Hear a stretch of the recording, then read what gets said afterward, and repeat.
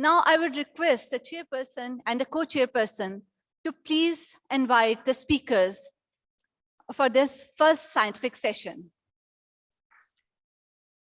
I would like to invite Professor Khalid Haque. It is an online lecture on clinical governance and quality improvement. He is a consultant neonatologist and currently working as a faculty professor of neonatal medicine in UCH. So, Professor Khalid Haque, are you online? Yes, I am. Bismillahirrahmanirrahim. Chairpersons, distinguished guests, ladies and gentlemen. It is good to be with you, and I send you greetings from San Francisco. For this presentation, I have no conflict of interest and nothing to declare. For me, it has been a long road. I started talking about introducing clinical governance and quality improvement in 2007 in Pakistan, starting from Lahore, Islamabad, Multan, and other places. It's taken 14 years, and I'm so delighted to see that Khadija has taken up the mantle in such a big way, and hopefully it will develop from here onwards. I will be talking about the way forward this morning.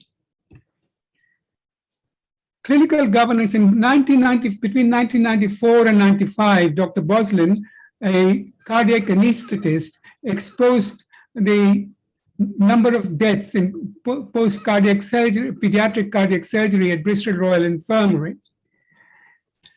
An inquiry was set up under Surrey and Kennedy in 1995 and 96, he reported, and this inquiry was made public. And Sir Kennedy concluded that not only the surgeons were incompetent, but the whole system was rotten. He was alluding to the cover-ups which the clinicians and the managers had tried to do for these deaths. A clinical governance framework was developed for the National Health Service, and all institutions of National Health Services were made accountable for continuously improving the quality of their service, safeguarding high quality service of care, create an environment in which excellence in clinical care flourishes. I was the medical director of a children's hospital at that time, and we developed the processes to meet these requirements. In summary, improving quality should be a core value of healthcare institutions. There should be transparent responsibility, accountability, i.e. monitoring, and continual sustained improvement. Health institutions without clinical governance believed in a notion, and still do, those institutions which do not have clinical governance, that well-trained staff plus facilities plus equipment equals high standard of care. This concept has been shown to be totally untrue. As Edward Deming said, if you pit a good performer against a bad system, the system will win almost every time. We then spend too much time fixing people who are not broken and not enough time fixing the systems that are broken. Sir Liam Donaldson, who was the chief medical officer of the NHS at that time, wrote, "Clinical governance is an organizational concept ensuring that health organizations create a culture, put systems and support mechanisms in place for good clinical performance to be the norm, so that quality improvement becomes part and parcel of routine clinical practice." Since then, several clinical governance frameworks you can look up in the literature, pillars and circles have been developed. But at the middle, they all focus on delivering care that is safe, effective, person-centered, and high-quality care to all of the time. It's not just once, but it should be all, to all, and all of the time. In my talks on clinical governance and quality improvement in low middle-income countries, including Pakistan, people have often said, we can't do it because we are overwhelmed with the numbers.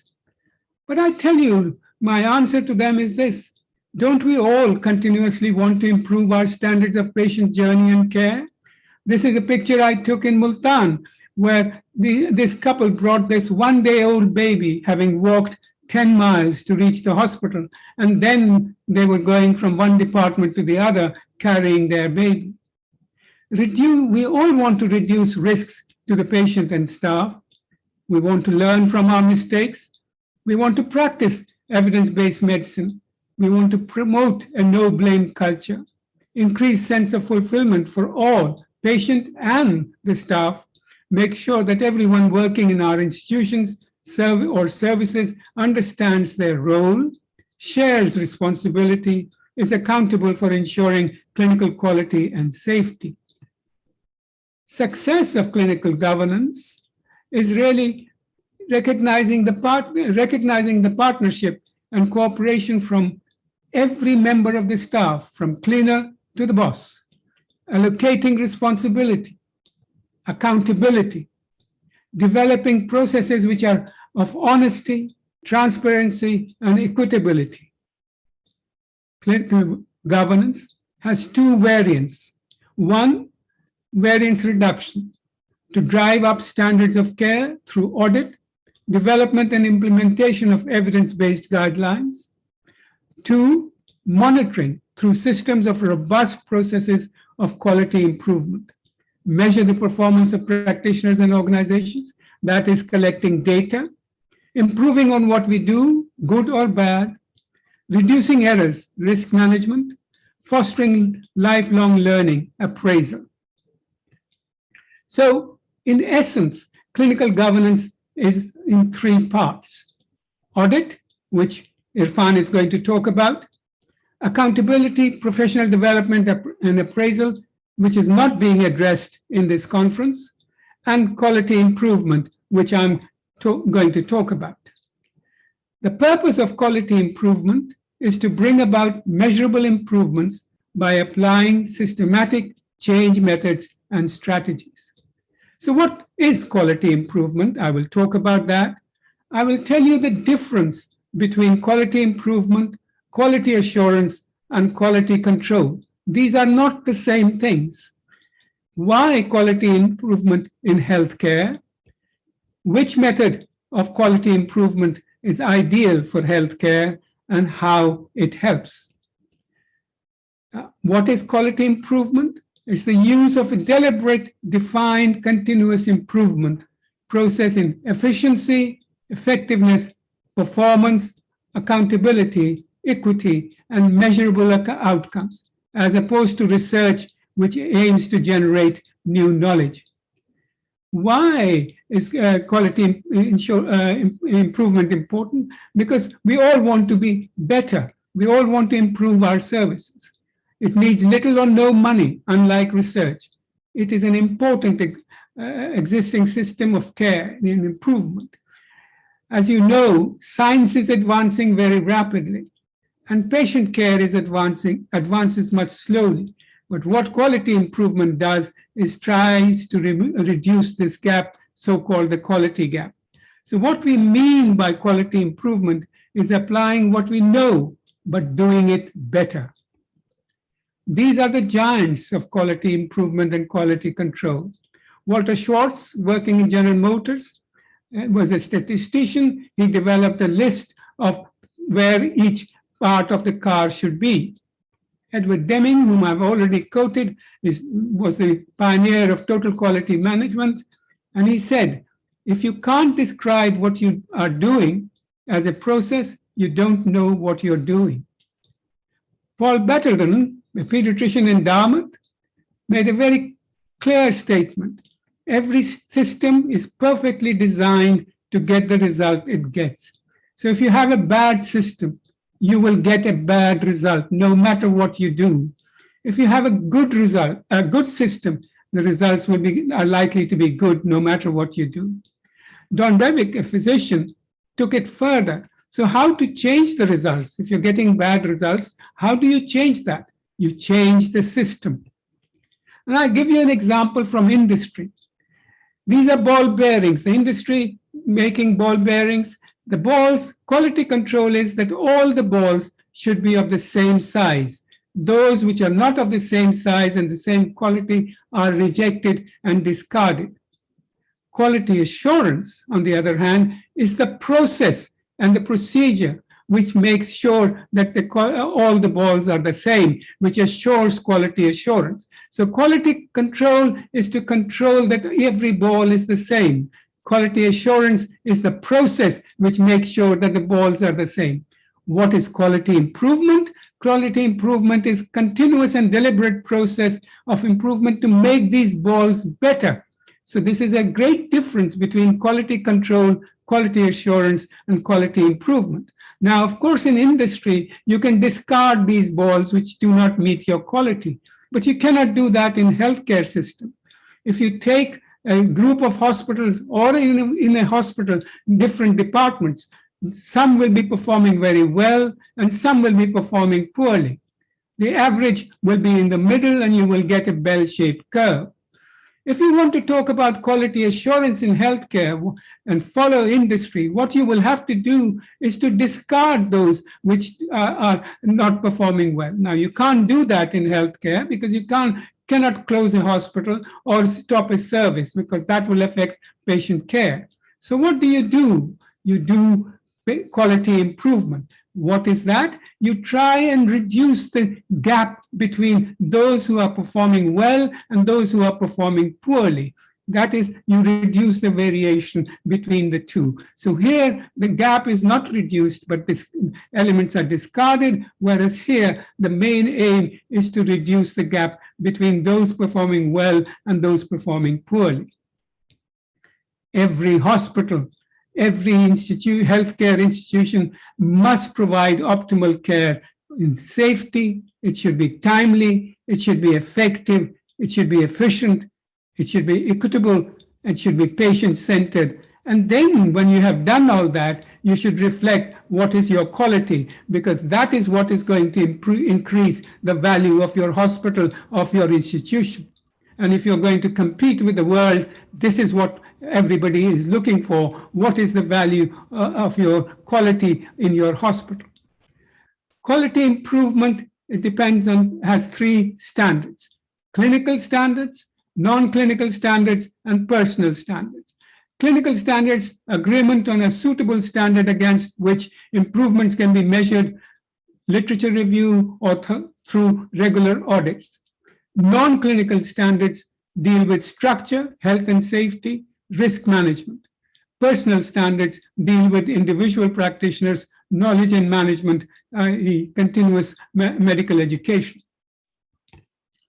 How do we measure quality improvement? There are, again, the healthcare has taken this from industry. We have clinical audit, clinical care meets defined quality standards, monitors improvement, changes that address shortfalls identified. That's clinical audit.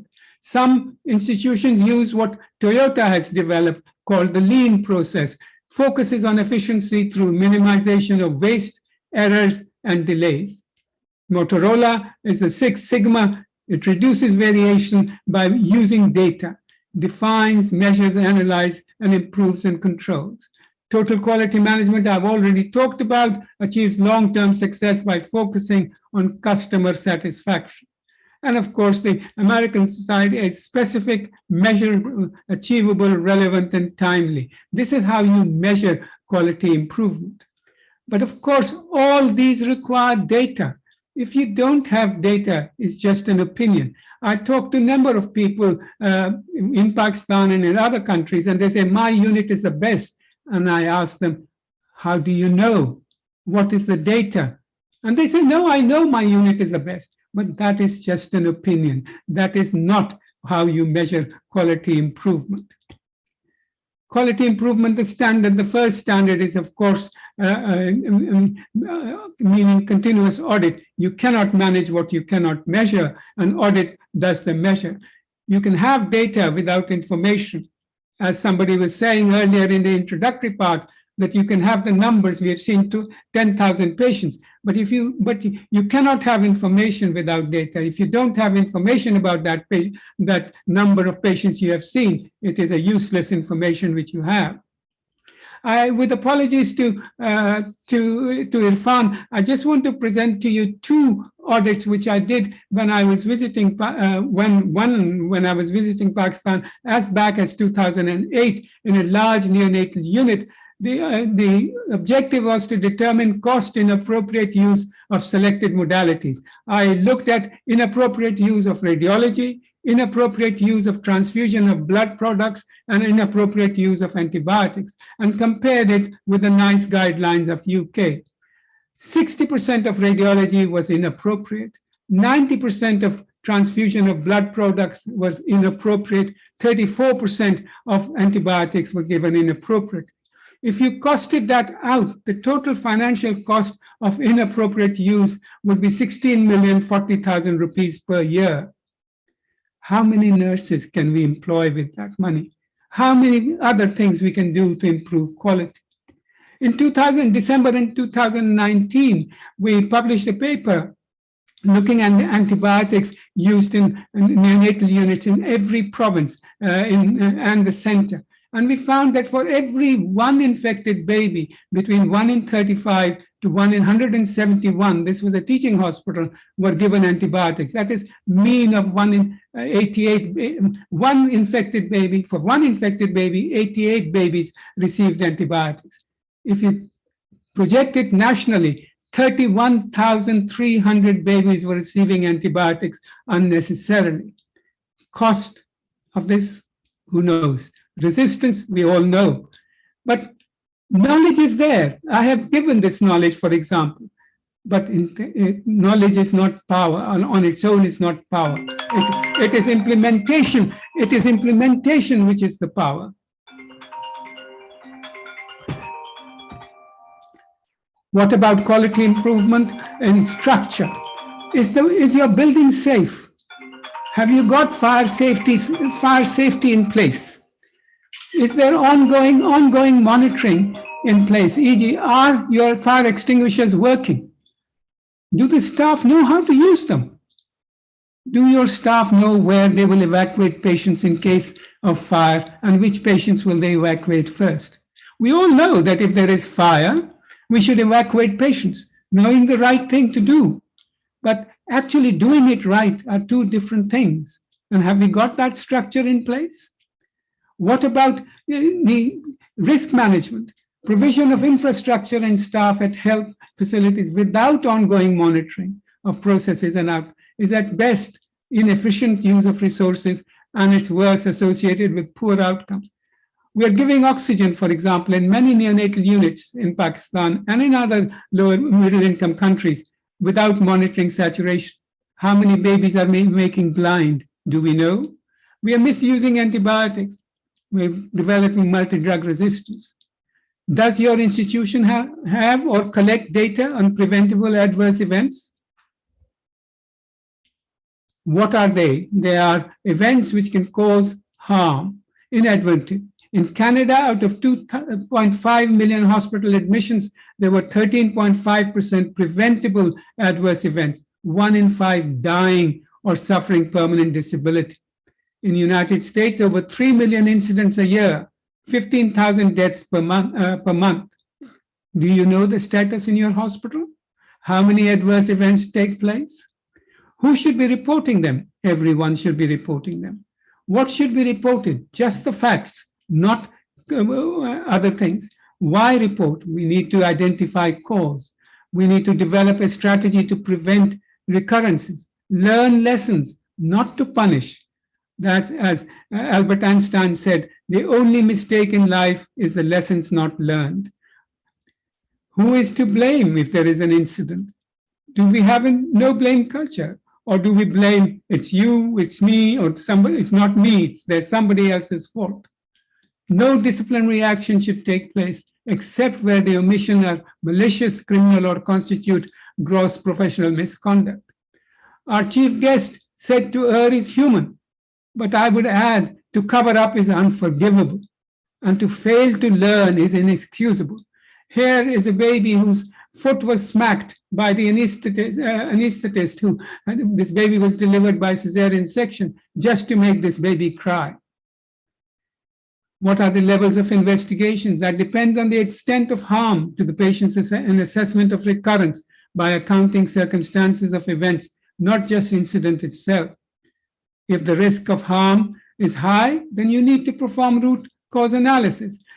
It is an analysis not why the incident occurred, rather focusing on the incident itself. It should be focusing on the underlying causes. And of course, if there's a major incident, then you need to involve major teams of experts and the data analysis. Whenever I visit a developing country, and this is from Pakistan, I often like to spend time with younger colleagues, medical and nurses. And I ask them, what about medical errors? Are they handled appropriately? Majority of them said no.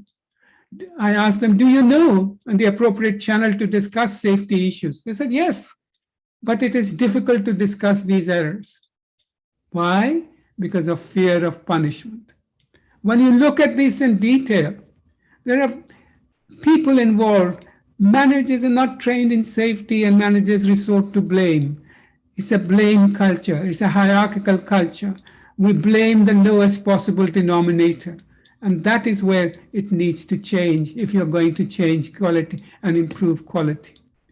Then quality, I am not going to talk much about personal standards except showing this particular slide. Do we come to work and do our duty and go home? That is this time spent in the hospital, that's it. Or we come to work and do our duty and work to develop our institution. Productive work. Making improvement happen requires unshakable belief that everyone has two jobs. When they come to work each day, to do their work and to improve it.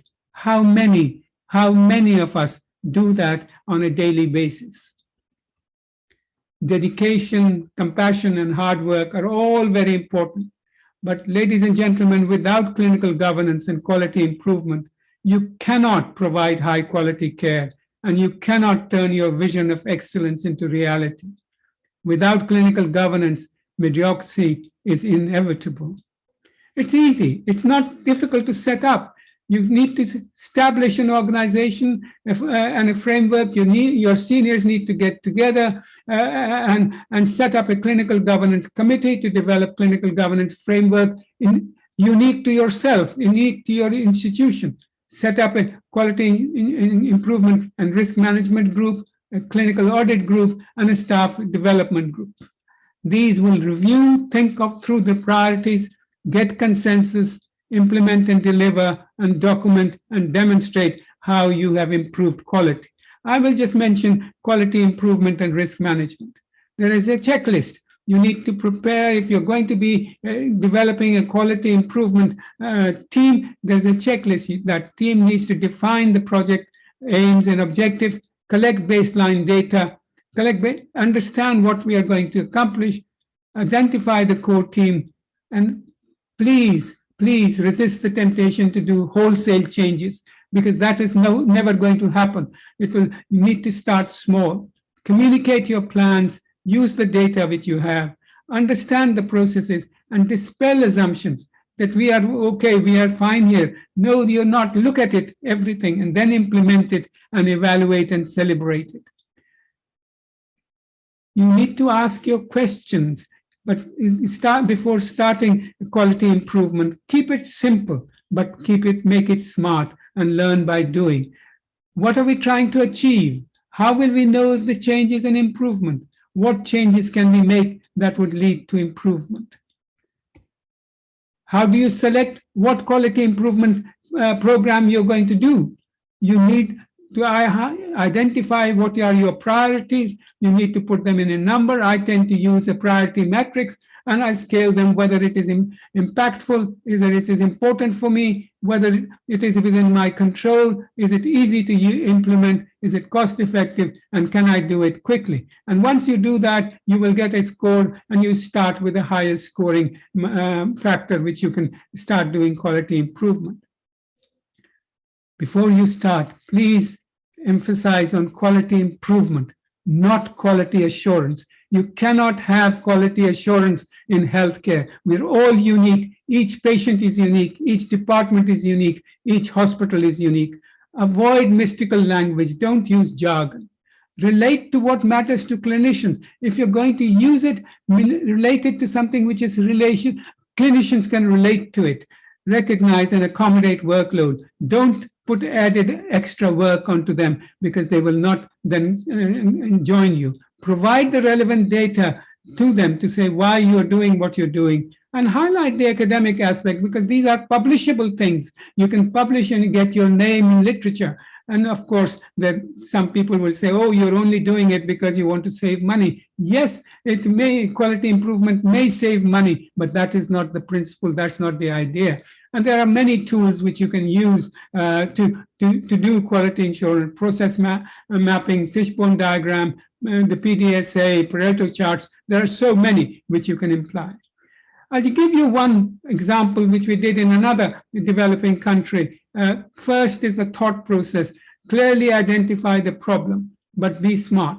The problem which I was faced with is that they said, how can we reduce hypothermia in babies admitted to their NICU?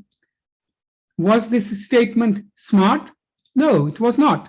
Why was it not smart? We have to make the statement, and your aim should be specific, it should be measurable, it should be attainable, it should be relevant and time-bound. So what did we do to this aim of reducing hypothermia, babies being admitted? We made it specific, it's reducing hypothermia in newborn babies. We made it measurable, 20% less from the baseline. Attainable, yes.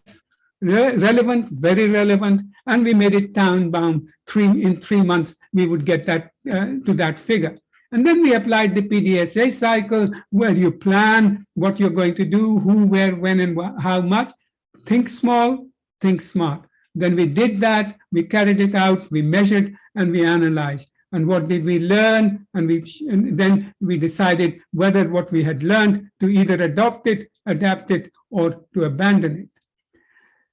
So we need to measure where you are. You need to know how far you need to go. And this is a slide I have stolen from another presentation. How do you present your data? You can present your data as a comparison summary statistics.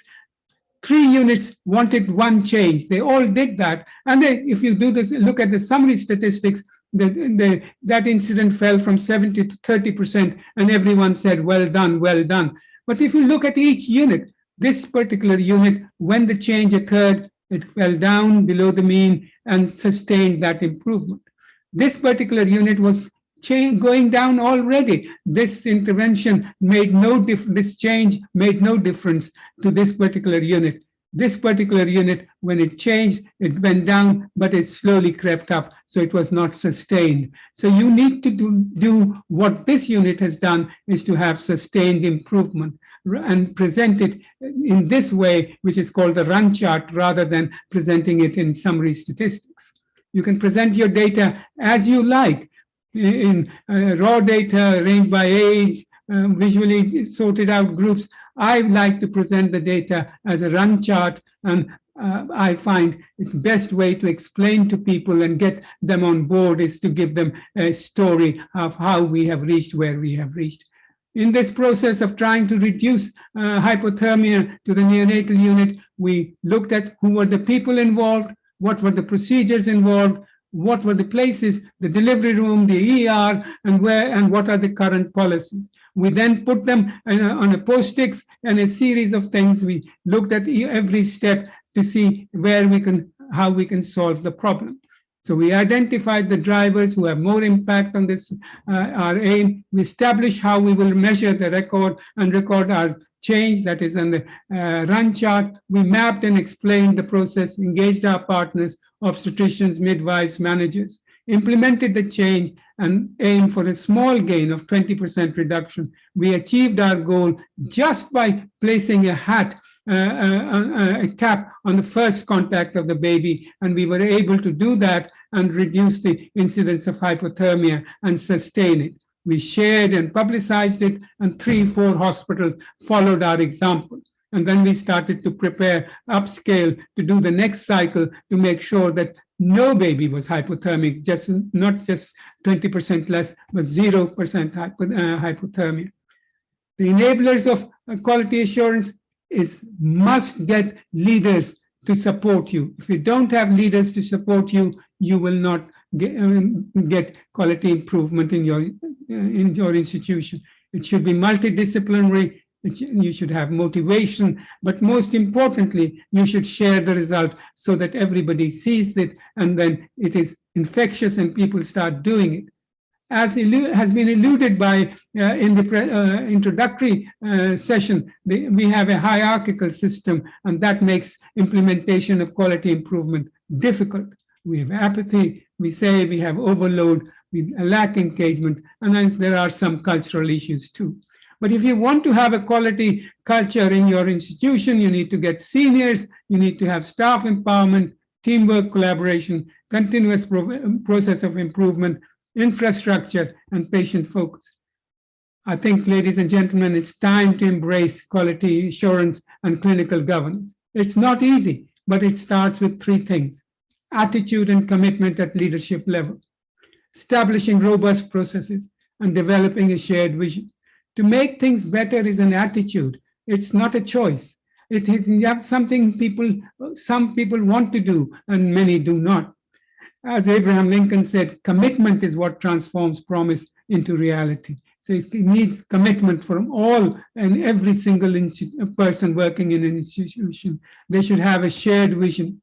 I'll just give you 2 slides to finish off from my personal experience. You need to know what you do, how you do, where you do. If you don't know where you are going, you are likely to end up somewhere else. You need to have clear direction. Who can lead a quality improvement program? You don't have to be an expert or a physician or an expert in QI. Anyone can. But what you do need, you need to be motivated to improve, change your processes and outcome, willing to learn and lead through evidence-based practice, have clarity of vision and mission, willingness to collaborate. You learn, you measure, you improve, and you share. For the leaders who are going to lead, be a good leader. Analyze the data by talking and listening to those involved in your team. Do not crush, please, or overtake team discussion, because that is what happens. Our culture, we don't open our mouths in front of our seniors. So the seniors then perhaps do not pay much attention to all the advice coming from younger brains and younger hearts. Do not be afraid to delegate. Collect baseline data. Think about the impact of not doing. Think about the impact of not having an incident reporting system in your hospital. Think about your fire extinguishers not working when there is a fire. Keep the team interested, protected from all these things, and give frequent encouragement. Create and celebrate small wins. Pitfalls to avoid is to keep within the defined project. Don't let the project expand. Oh, we can also add this up. We can also do this in this project. No, keep to your aim. Just do it one single thing at a time. Your aim, as long as you know what is your aim, for whom and by how much and by when, what you're going to achieve. Avoid a team of individual players, experts. Keep a balance between planning and doing. So don't spend all your time planning. Do it and then see the results.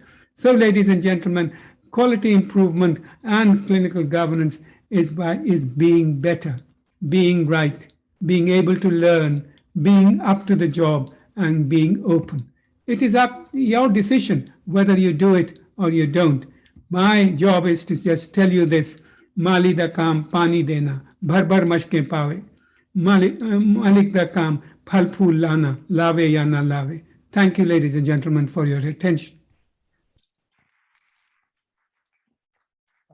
Thank you, Professor Khalid Haque, for thought-provoking presentation. And there's a mistake in life is what is not learned, and we can only do by adhering to the pillars of clinical governance. So Professor Khalid Haque is here to for any questions if the audience do have.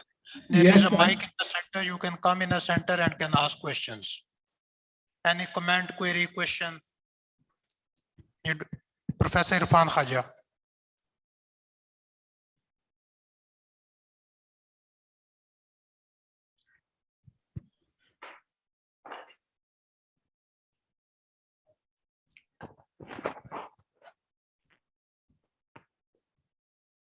Sir, assalamu alaikum.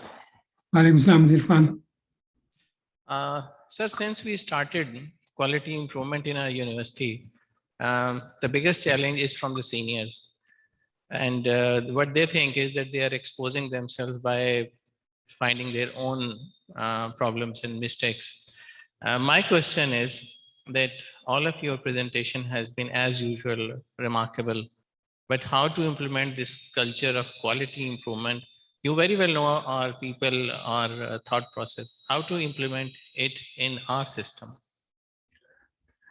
One of the first things to answer your question is that it's a difficult one, but first thing, how many times do we say, I don't know? If a younger colleague asks us a question, how many times do you say, I do not know? We are human, we all err. And if we err, the way forward for seniors is to present, to say, this is what I did, this is what a mistake I made, and this is what I learned from this mistake, and this is how I have corrected it. So you need to take that 3 steps. Accept that I have made a mistake, accept what I have learned from my mistake, and then accept that how I have changed so that I do not have this cause this mistake again. So it's a process which, if the seniors do it, it is not reflection on, we are human beings. I mean, we all make mistakes. The Prophet, when he was asked about the people in the cave in Surah Kahf, and he forgot to say Inshallah, Allah told him, please do not say this. You always must say Inshallah. So even the prophets can sometimes make errors of that kind. So let us be humble and accept, okay, we are seniors, we have more experience than our younger colleagues, but we need to accept we make mistakes. We then learn. That is the message you must be giving to your juniors. What I have learned from my mistakes, and how have I made sure that I do not carry out this mistake again. So, go ahead, please. Assalamu alaikum. My name is Dr. Zakir Ahmed, and I'm the project director of RIFA Institute of Healthcare Improvement and Safety. We've been working in quality and patient safety for the last 7 years in a formal way. My question is that we all are doing something in our own ways, but we have seen that the whole world has struggled in implementing quality and patient safety. But specifically, in your experience, because you visit Pakistan very regularly, what do you think are the specific challenges in Pakistan? Some are common, so the culture, leadership, I think that's relevant to the whole world. But specifically for Pakistan, because we actually lag behind in the awareness or the understanding or the implementation of quality and patient safety in the country as a whole. So what are those specific reasons for Pakistan? Thank you. My answer may not be politically correct, but I think there are 2 excuses which people give. And that is one, as I have tried to allude to it, and that is not valid, is that we are too busy and haven't got time to do so. But actually, I haven't, during my stay in Pakistan, and I have been visiting Pakistan since 2000 or so, now 21 years on a regular basis, I have never heard a senior person talking about quality assurance, quality improvement, and clinical governance. We do not have clinical governance. There is no clinical governance. And unless you have clinical governance, as I said, mediocrity will be your result. As Deming said, if you have a bad system, you can put very nice people in that system. The system will always win. And the problem is, have we got leaders who are willing to put their head up above the parapet and try and change the system? Thank you, Professor Khalid Haque. Thank you very much. Welcome.